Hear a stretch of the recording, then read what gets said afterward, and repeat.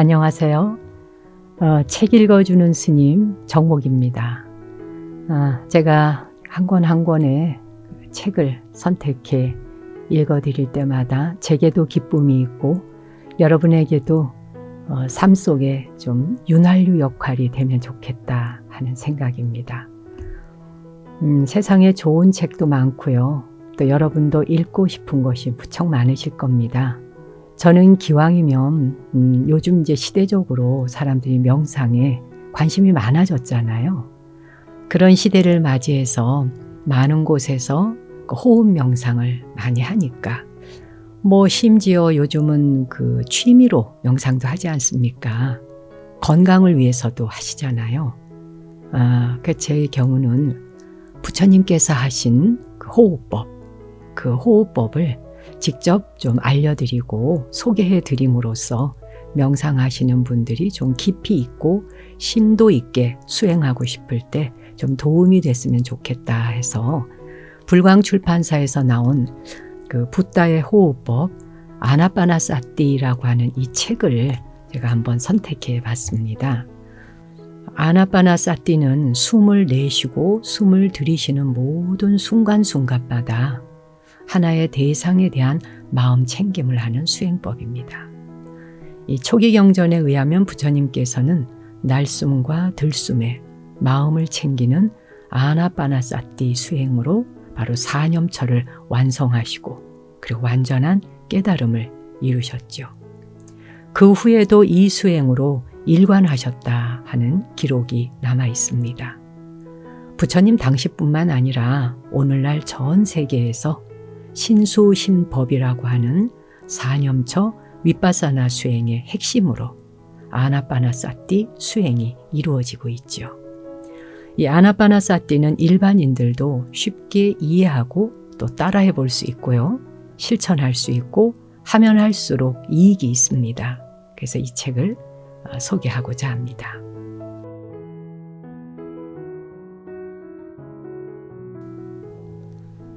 이 책은 소개하기에 앞서서 이 책을 저술하신 붓다다사 선사 스님의 그 서문이 있는데요.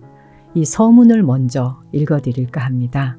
스님의 서문을 듣는 것만으로도 아나빠나사티 수행법이 어떤 것이구나 하는 걸 이해하기가 훨씬 쉬우실 것입니다. 아나빠나사티라는 용어는 일반적으로 알고 있는 것처럼 단순히 날숨과 들숨에 대해 확립된 마음 챙김을 뜻하지 않는다.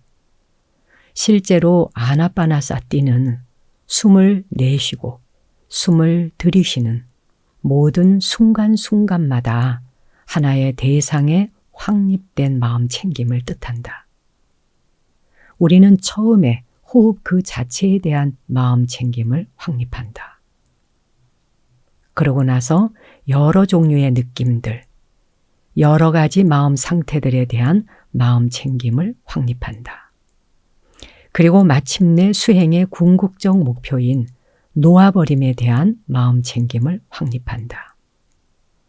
아나빠나사티 수행법은 마찌마 니까야, 즉 중부 아함경에서 설해진 내용 그 자체로 완전하다. 이 수행 방법은 경전들에서 찾아볼 수 있는 다른 수행 방법들보다 비교적 더 쉽게 이해하고 실천할 수 있다. 다른 수행법과 비교할 때 이 수행법은 사념처와 일치되는 방식으로 구성되어 있지만 확실히 더욱 미묘하고 완벽하게 설해져 있다. 아나빠나사티의 16단계 수행 모두를 완전히 수행했을 때 사념처 수행은 저절로 실현된다. 16단계 수행을 모두 실행할 때 칠각지는 의식적인 노력 없이 자동으로 완성된다. 그래서 분명한 견해와 해탈이 저절로 자연적으로 성취된다. 독자들께서는 이 아나빠나사티 수행법을 정밀하게 공부하고 철저히 그리고 주의 깊게 수행하여 만족스러운 결과를 성취하기 바란다. 이게 선사께서 직접 서문으로 남겨주신 내용인데요. 이 책을 통해서 이제 그대로 하나씩 단계별로 따라가다 보면 뭔가 길이 보이겠구나 하는 희망까지 주는 그런 서문이었습니다. 다음은 스님께서 그 축사를 붙인 게 있습니다. 이 축사를 보다 보니까 스님께서 어떤 마음으로 이 책을 저술하셨는지, 그리고 널리 이 붓다의 수행법이 전파되었으면 좋겠다 하는 간절한 마음을 담으셨구나 하는 걸 알 수 있었습니다. 붓다다사 선사의 축사도 기왕이면 한번 읽어보겠습니다.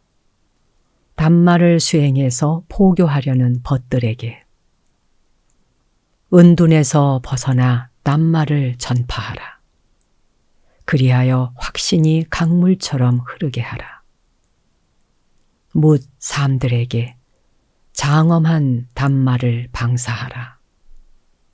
그러면 영원한 기쁨이 불꽃처럼 타오르리라. 위없는 담마는 스스로 진리를 드러내나니 만년설산이 흘려보내는 맑은 물처럼 평화는 도도히 흐르리라. 담마는 영겁의 세월이 흐르고 흘러도 아름답게 피어나리. 사람이 사는 마을마다 진리의 문을 열어 겸허하게 합장하며 담마를 맞이하라. 위없는 담마를 가슴에 심으면 법열이 넘쳐나리니 머지않아 슬픔과 아픔은 한 줌 바람결에 흩날리리. 온 누리 방방곡곡에 자비의 버음이 채워지리니 태어나 늙고 병들어 죽는 묻 삶들에게 위없는 자비를 방사하라. 담마를 수행하는 벗이여 그대에게 축복을, 담마를 전파하는 도반이여 그대는 세상에 진실한 기쁨을 선물하느니 불법에 의지하는 법의 형제들이여 그대들에 의해 보리수의 영광은 영원하리라. 모든 법열을 붓답게 회양하라. 그때 형제들의 공덕이 온 세상을 장엄하리니 신심이 돈독한 그대들 청정한 법의 눈으로 세상을 깨우라.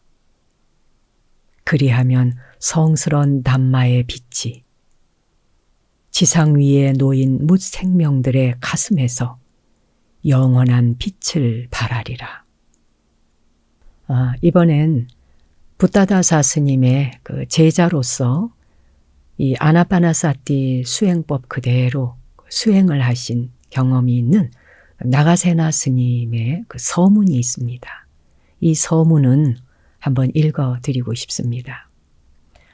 아나파나사티, 즉 호흡에 대한 마음챙김의 수행이라는 불교 수행법의 종합적인 안내서가 영문판으로는 처음으로 출간되었다. 이 수행 안내서는 주로 스님들을 위한 것이지만 스승의 도움을 받지 못한 채 수행을 시작해야 하는 일반인들에게도 큰 도움을 줄 것이다.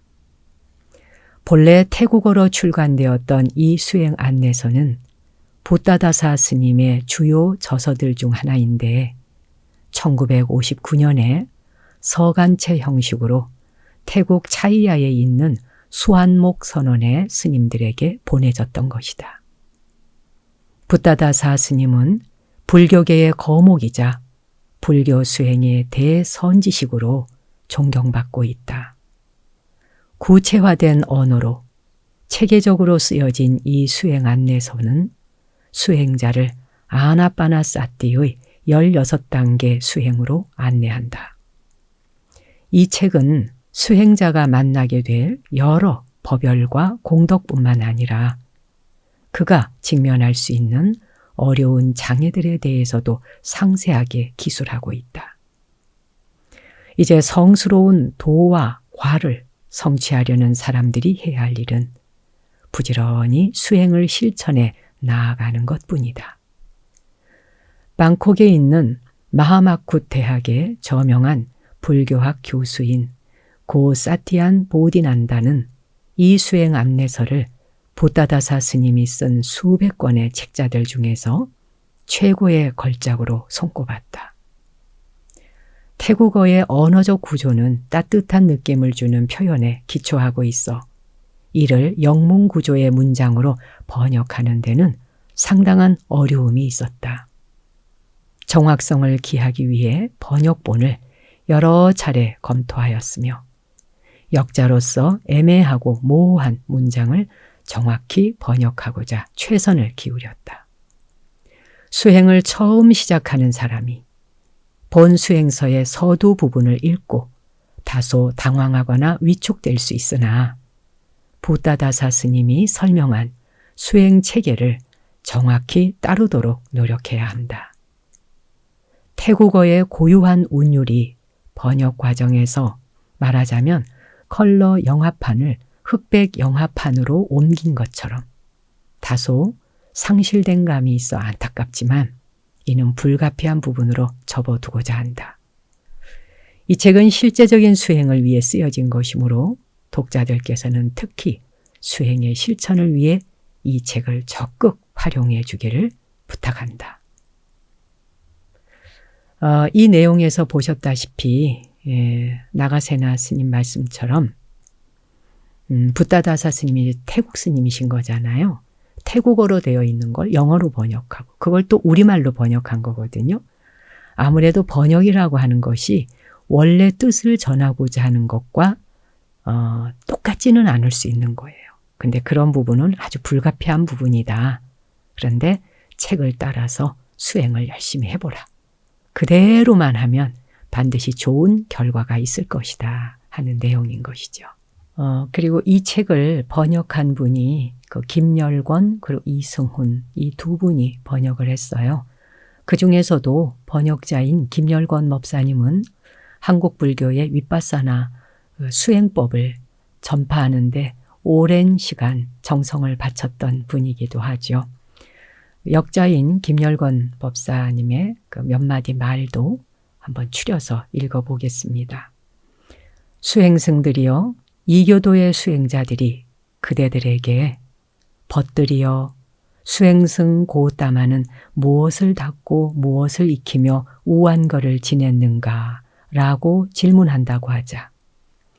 이와 같은 질문을 받으면 수행승들이여 그대들은 이교도의 수행승들에게 벗들이여 세종께서는 우한거의 호흡에 대한 알아차림의 수행을 하고 호흡에 대한 알아차림에 집중을 익힌다 라고 대답하라. 그러면서 온몸을 체험하면서 숨을 내쉰다 라고 자신을 다잡아 수행하고 온몸을 체험하면서 숨을 들이쉰다 라고 또 자신을 다잡아 수행하라. 희열을 체험하면서 숨을 내쉰다 라고 희열을 체험하면서 숨을 들이쉰다 라고 자신을 다잡아 수행하라.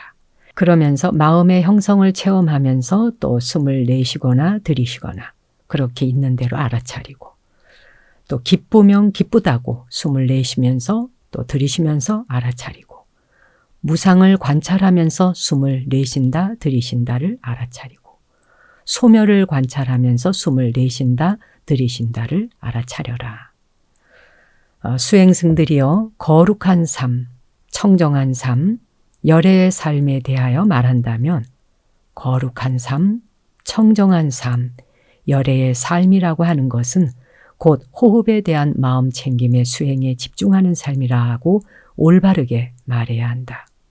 수행승들이여 만약 그들 수행승들이 아직 학승으로서 깨달음에 도달하지 못했더라도 속박에서 벗어난 위없는 안온을 소망하면서 호흡에 대한 마음 챙김을 닦고 익히면 그것은 그들을 번뇌를 부숴냄으로 이끈다. 또 수행승들이여 만약 그들이 거룩한 이로서 번뇌를 부수고 청정한 삶을 영위하고 해야 할 일을 해 마치고 짐을 내려놓고 깨달음을 구현했으며 윤회의 속박을 끊고 올바른 지혜로서 해탈을 얻은 거룩한 이라고 하더라도 그들이 호흡에 대한 마음 챙김을 닫고 익힌다면 그들은 현세에서 지복의 삶을 누리게 되고 올바른 마음 챙김과 올바른 알미 있는 열애의 삶을 산다고 말할 수 있다. 그러니까 이상은 그 쌍유타 니까야 11권에 나오는 내용이고 마찌엠마 니까야 중부하암경이죠. 제1권의 주석서에 보면 부처님께서 보리수 나무 아래서 사선정에 들어서 전생과 내생을 관한 후에 12연기로 궁극의 깨달음을 얻으실 때 바로 아나빠나사티로 수행하셨다라고 되어 있다는 겁니다. 그리고 부처님의 아들인 라훌라 존자도 깨달음을 얻을 때 아나빠나사티로 수행했다라고 중부경에 기록되어 있다는 거죠. 뿐만 아니라 석가모니 부처님 당시에 부처님을 비롯한 거의 모든 불법 수행자들이 깨달은 이후에도 주로 아나빠나사티로 수행했음을 초기 경전에서는 쉽게 찾아볼 수 있다. 이렇게 얘기를 쭉 하면서요. 번역자의 말로는 아나빠나사티 수행이라는 것이 깨달음을 완성하는 데에만 필요한 것이 아니라 깨달음을 성취한 이후에도 그것으로서 꾸준히 수행해 가는 것이 중요한 것이다 하는 걸 지금 거듭 이야기하고 있는 겁니다. 자, 이제 본격적으로 아나빠나사티 수행법 책 속으로 들어가 볼까요? 수행의 개요에 대한 이야기 좀 읽겠습니다. 아나빠나사티를 수행하는 사람은 수행 전반에 대해 명확히 알고 있어야 한다. 옛 스승들은 비유적인 표현으로 말하기를 매우 좋아했는데 이를 통해 수행자는 수행에 관한 도움을 받을 수 있다. 예를 들면 청정도론의 저자는 서문에서 수행에 대해 다음과 같이 비유하고 있다. 현명한 사람은 땅 위에 굳게 서서 두 손으로 날이 있는 무기를 잡고 그것을 숫돌에 날카롭게 갈아 부지런히 노력하며 울창한 밀림을 헤쳐나가는 데 성공한다. 여기서 현명한 사람이란 타고난 통찰력 혹은 오늘날 지성인이라고 지칭되는 사람을 말한다. 이들이 가진 통찰력은 참다운 통찰 지혜로 발전될 수 있는 미숙한 형태의 통찰력이라 할 수 있다. 마음 수행을 시작하려는 사람은 직관적 통찰력을 더욱 개발할 수 있도록 예리한 관찰력을 가지고 있어야 한다. 비록 지성을 가졌다 할지라도 둔한 사람은 여기에서 다루어지는 방식으로 수행을 시작하기가 힘들며 일반적으로 그런 사람은 먼저 신앙에 기초한 방식을 따라가거나 또는 여러 종류의 의식과 관례들에 의지해야 한다. 여기까지 보면 이제 현명한 사람이란 타고난 통찰력이 있는 사람인데 그렇지만 아무리 지성과 지식을 갖춘 사람이라 해도 좀 이해하는 것이 더디거나 둔한 사람이 있잖아요. 그런 사람의 경우는 여기에서 말하는 체계적인 수행법을 따라가기 어려울 수도 있다. 그럴 때는 먼저 신심, 신앙을 기초로 하는 그런 신심에 먼저 뛰어들어 봐라. 이제 그래서 왜 막 관세음보살 정근을 한다든지 다라니 기도를 한다든지 이제 이런 거는 전부 신심을 촉구하는 거잖아요. 지성을 필요로 한다기보다는 절대적 믿음에 먼저 나를 던져보는 거죠. 그런 수행을 함으로써 통찰력이 점점 생겨난다. 그럴 때 이제 이런 수행으로 진입해도 좋다. 이런 말씀을 하고 있는 겁니다. 그 다음에 이제 보면 수행자는 땅 위에 굳게 서야 한다라는 말이 있는데 그 말은 계를 지켜야 한다는 뜻이라는 겁니다. 거친 종류의 번뇌들로부터 자유로워지려면 그리고 자기의 주변 환경에서 비롯된 고통으로부터 자유로워지려면 그는 윤리적인 계율을 잘 확립해야 한다. 계율은 그 위에 안전하게 설 수 있을 만큼 굳건하고 단단한 땅에 비유될 수 있다. 이것은 진흙탕의 땅이나 불안정한 습지의 땅과 반대된다. 마음 수행에 입문하겠다 하는 간절하고 진지한 마음으로 발심한 사람은 승려이건 일반인이건 상관없이 깨끗한 윤리의 토대를 확고하게 만들어야 한다. 이 말씀도 굉장히 중요합니다. 땅 위에 굳건하게 서서 수행을 한다라는 뜻, 즉 마음에 흔들림이 없다. 왜 부처님께서 수행하실 때 6년간 고행을 하시는데 보리수 나무 아래서 갈비뼈가 다 드러날 만큼 앙상하게 뼈만 남을 만큼 그 자리에 확고부동하게 앉아 있을 수 있었다고 하는 것은 그만큼 그 뒷받침이 계율이 뒷받침이 되었다는 얘기입니다. 철두철미한 계율이 뒷받침이 되지 않고서는 굳건하게 그 땅 위를 딛고 서 있는 듯 앉아 있는 듯 수행하기는 쉬운 일은 아니다.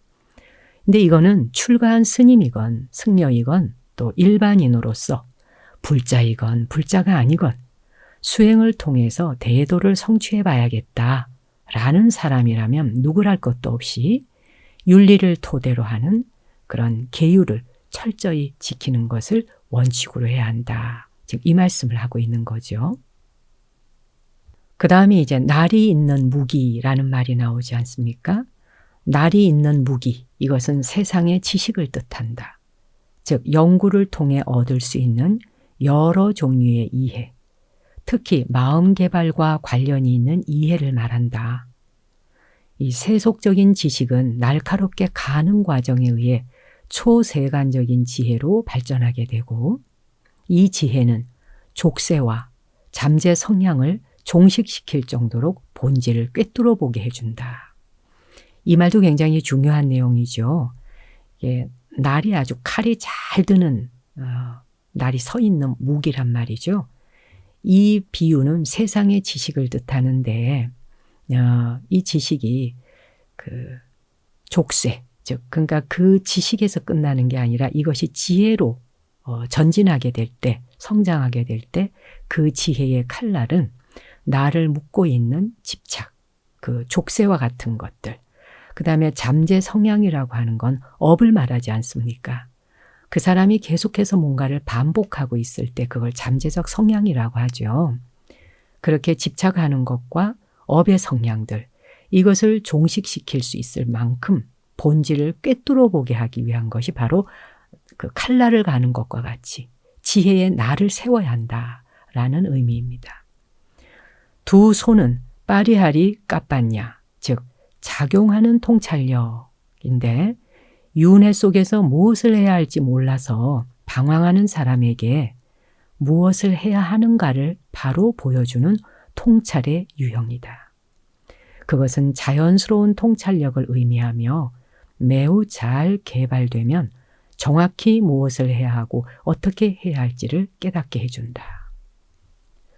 그리고 이제 숫돌 가는 이야기가 나왔죠. 숫돌. 숫돌은 선정을 뜻한다. 선정은 통찰 이전에 이루어져야 한다.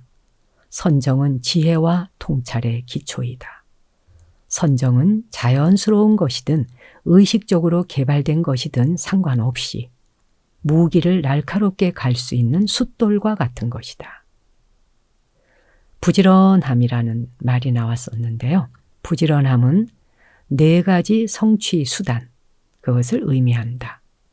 즉 니바나를 성취하고자 하는 의욕과 열의, 수행에 정진하겠다라는 결심, 처음부터 끝까지 마음을 흐트러뜨리지 않는 집중, 수행 중에 발생할 수 있는 어떤 장애라도 지혜롭고 시의적절하게 해결할 수 있는 분명한 암, 그것이 수반되는 지혜 작용 등이다.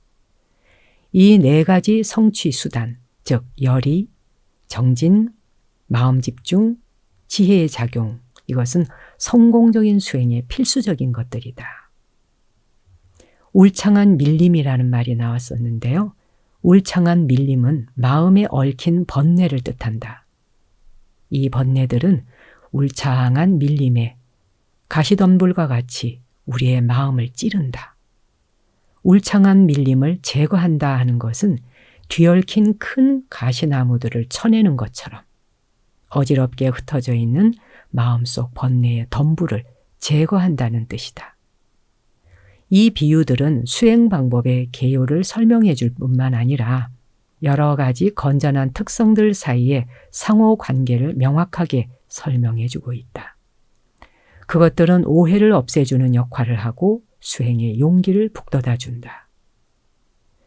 현명한 사람은 땅 위에 굳게 서서 두 손으로 날이 있는 무기를 잡고 그것을 숫돌에 날카롭게 갈아 부지런히 노력하며 울창한 밀림을 헤쳐나가는 데 성공한다. 다시 한번 반복해서 들려준 거죠. 이것이 수행의 공식이라는 겁니다. 이 공식은 수행하는 모든 사람이 마음의 눈을 떠 항상 그것이 명확하게 현존하고 있어야 함을 뜻한다. 자, 이제 여기까지가 수행의 전반적인 개요를 설명한 부분이었고요. 몇 장을 넘겨보니까 이제 수행하는 사람들에게 환경적으로 장애가 일어날 수 있는 부분을 짚어놓은 게 있습니다. 그걸 한번 보도록 할게요. 그러니까 10가지 환경적 장애에 대한 설명이 있습니다. 마음 수행을 시작하기로 결심한 사람은 먼저 장애를 없애야 한다. 여기서의 장애란 수행자를 여러 가지 방식으로 얽어맬 수 있는 것으로 크고 작은 물질적인 것들을 포함한다. 다음은 잘 알려진 10가지 장애들이다. 첫째, 주거에 관한 장애.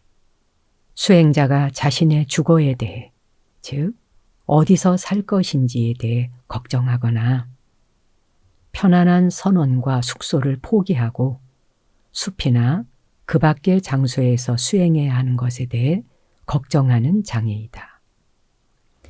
심지어 그가 수행하는 작은 집에서 흰 개미를 쫓아내야 하고 비가 새는 지붕을 수리해야 하고 그 밖에 그가 돌보아야 하는 사소한 걱정거리들까지도 주거에 관한 장애에 포함된다. 이 모든 것들이 수행에 있어서 장애이고 방해물이다. 수행자는 이런 문제들을 처음부터 완전히 해결하여 수행을 시작할 시점에 이르러서는 걱정할 것이 전혀 없도록 해야 한다. 그래서 수행을 처음 시작하는 사람의 경우에는 자기에게 속한 것이 전혀 없는 완전히 새로운 환경으로 가서 수행하는 것이 분명 더 좋다. 오두막집보다는 나무 밑에서 수행하는 것이 더 좋은데 이때 수행자가 선택한 나무 밑은 호기심 많은 구경꾼들에 의해 방해받지 않는 외딴 곳에 있어야 한다. 만약 그러한 나무를 찾을 수 없다면 수행자는 누가 와서 쳐다보더라도 신경 쓰지 말고 무심하게 있어야 한다. 나무 밑에서 사는 것은 주거의 장애를 완전히 제거해 준다.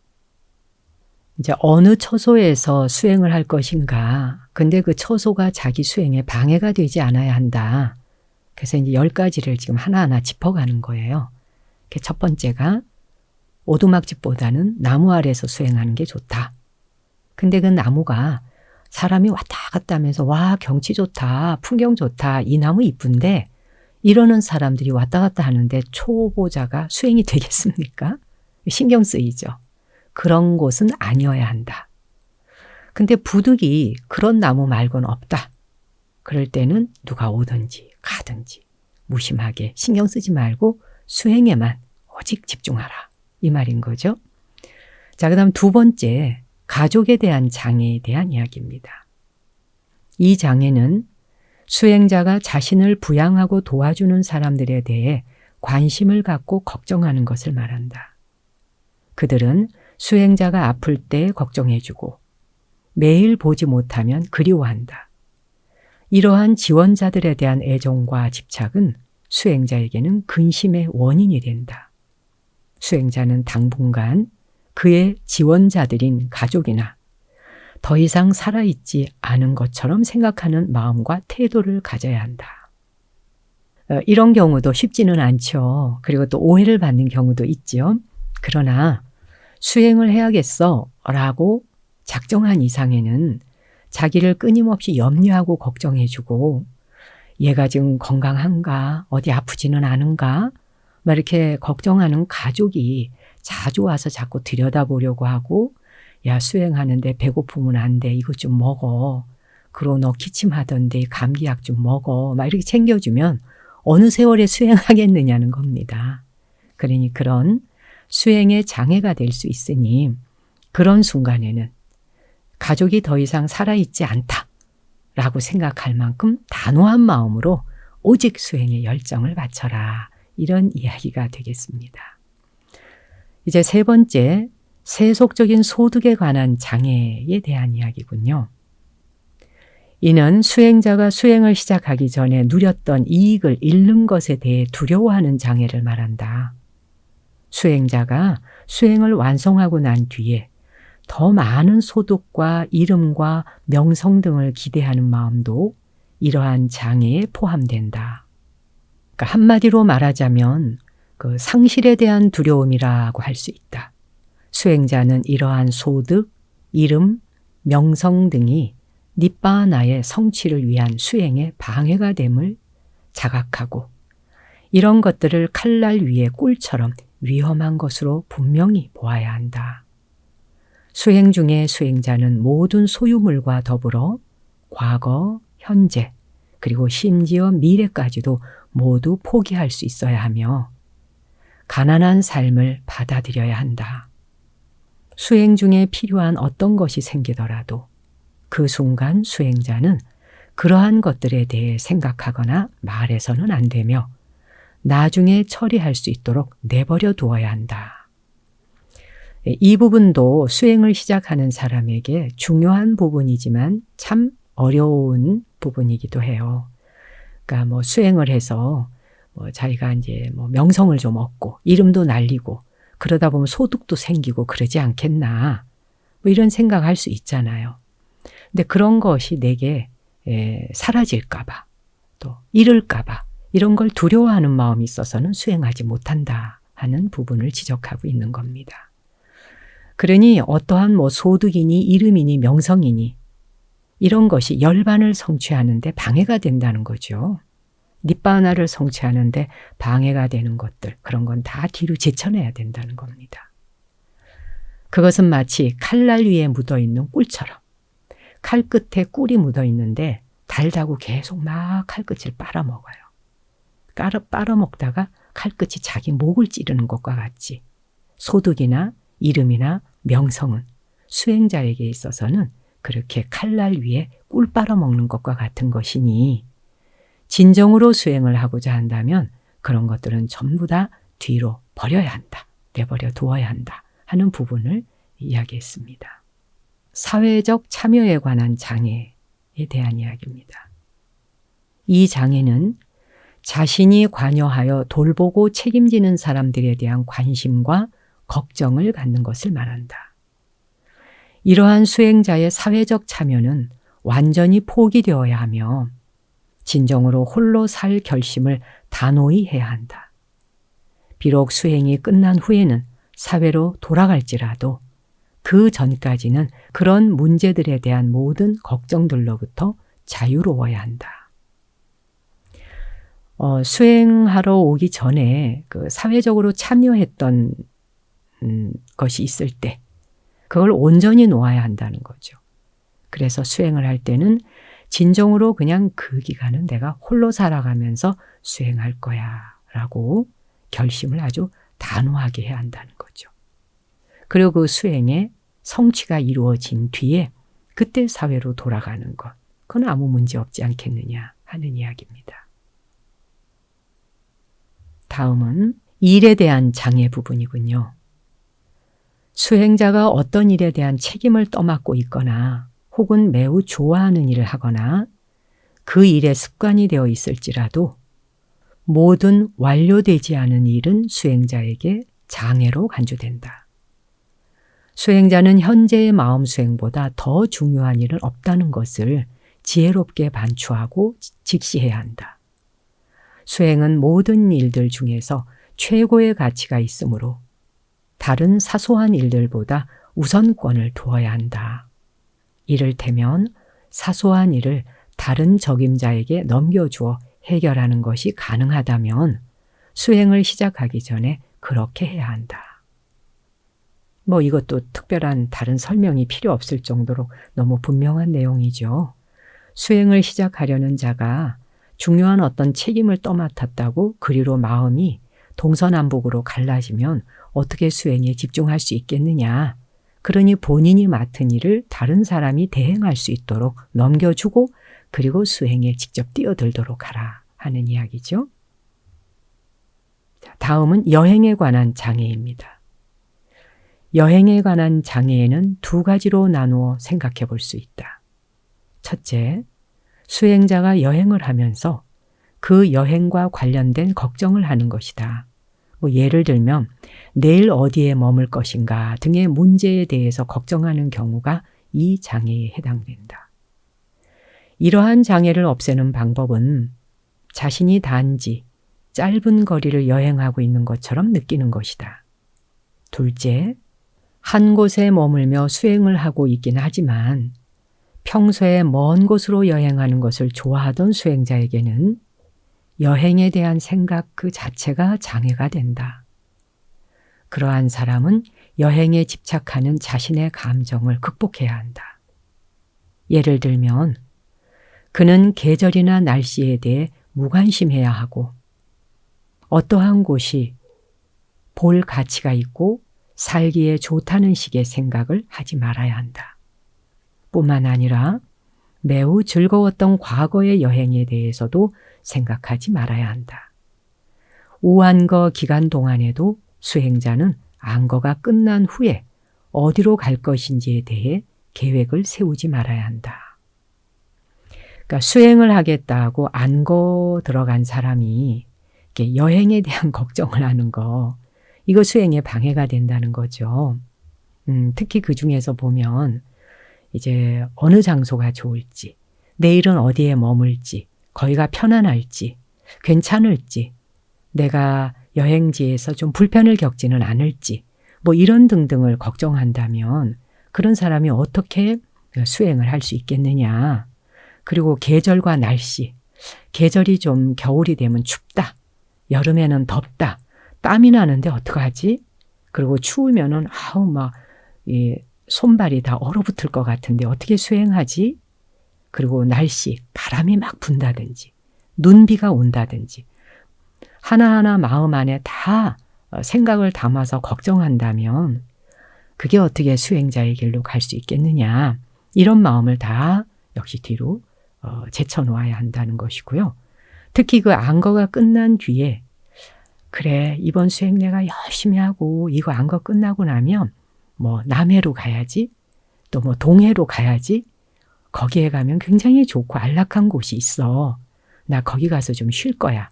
이런 생각을 미리 앞당겨 하고 그 다음에 안거에 들어간다면 그 생각에 사로잡혀서 수행에 방해가 될 수 있다는 겁니다.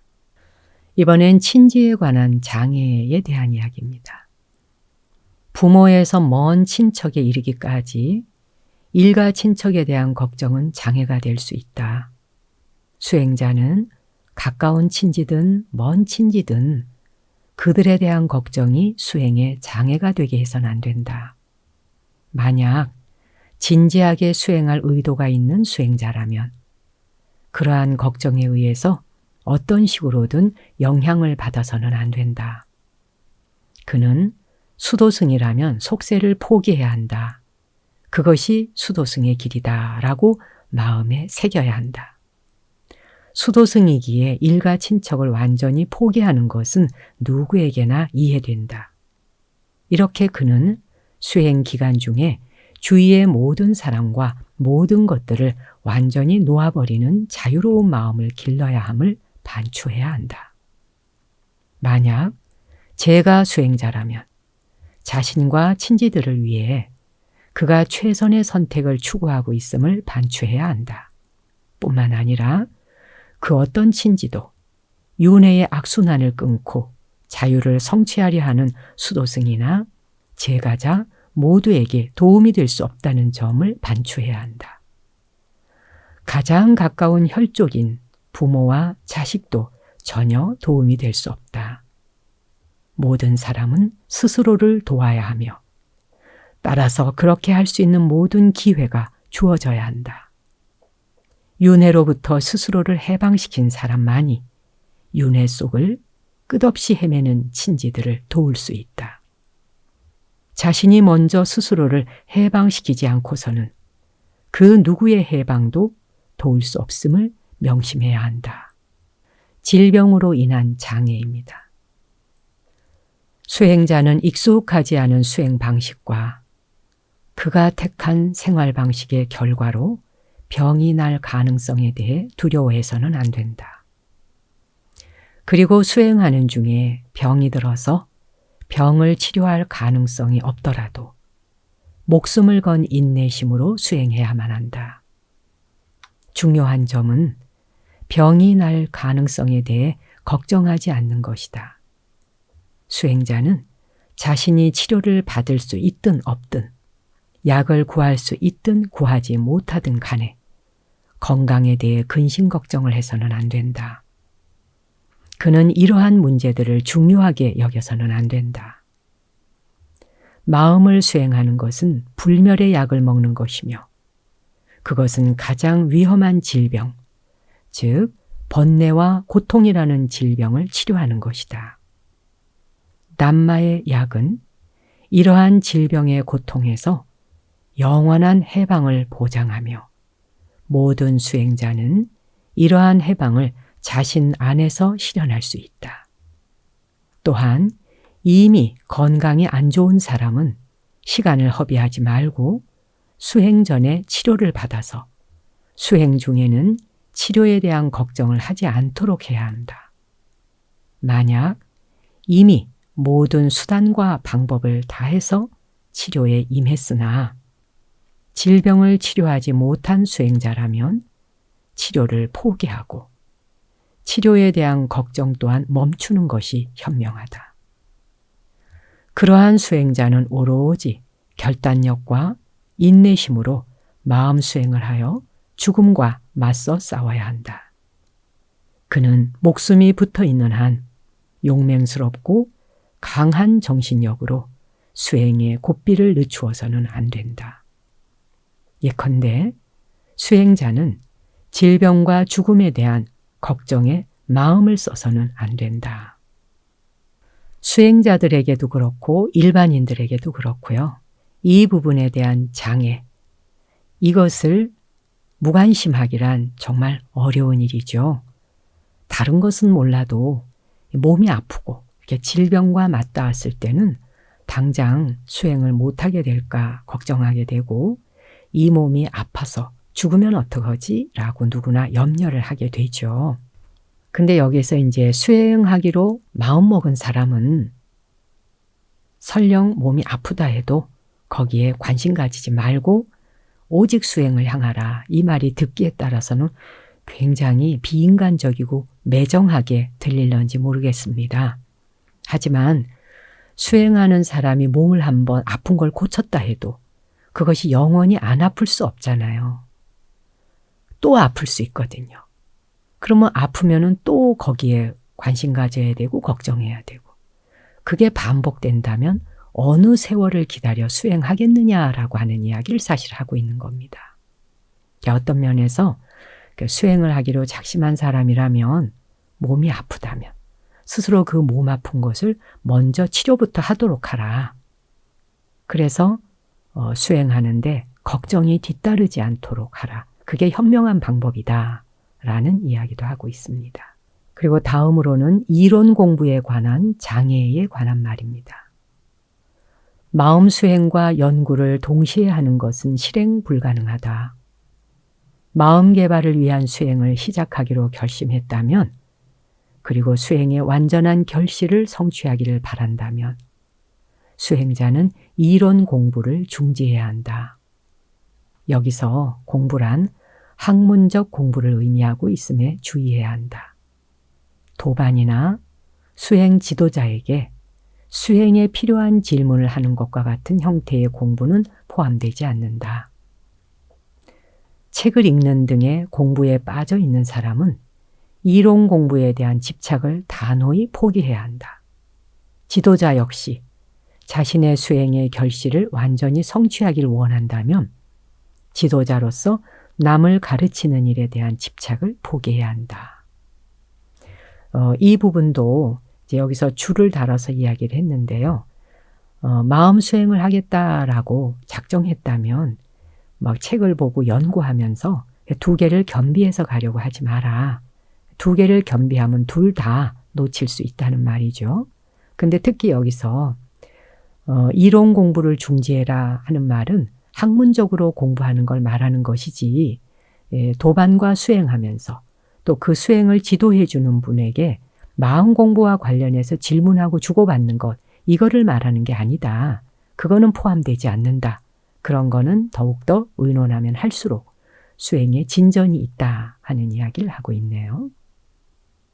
다음은 신통력에 관한 장애입니다.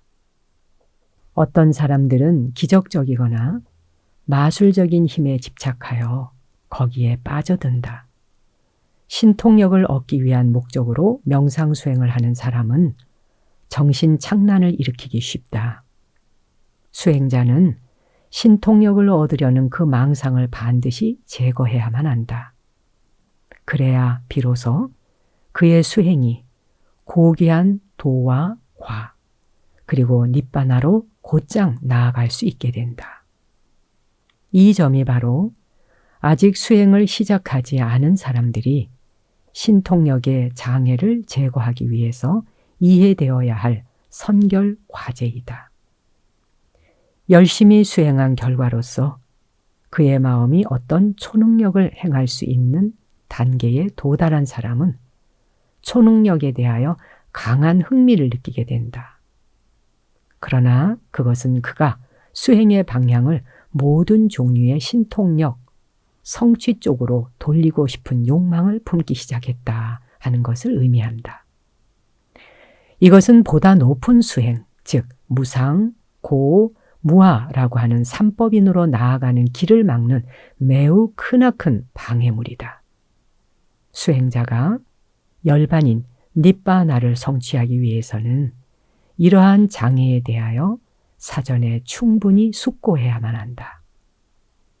그리고 일부 사람들이 바라는 것처럼 니바나와 신통력을 동시에 수행하여 성취하기란 불가능하다.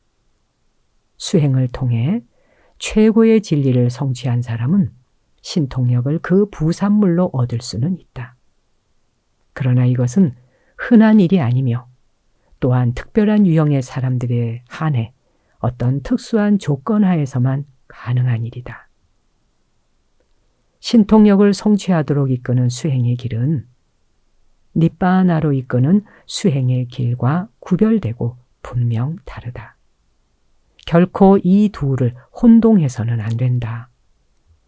수행자는 진정으로 열반인 니바나를 추구해야지 신통력을 추구해서는 안 된다.